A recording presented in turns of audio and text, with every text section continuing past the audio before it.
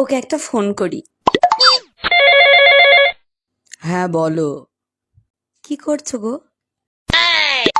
এই তো তোমার কথাই ভাবছি। ধ্যাৎ, সত্যি?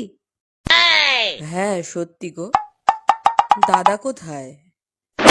ধ্যাৎ, ওই ঢ্যামনাটার কথা বাদ দাও তো, সকাল সকাল মুডটাই খারাপ করে দিল।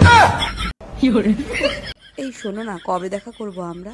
আজই দেখা হয়ে যাবে তুমি যদি বলো। আজই? সত্যি? আমি আসছি। এই তো আমি। কখন দেখা করছো বলো?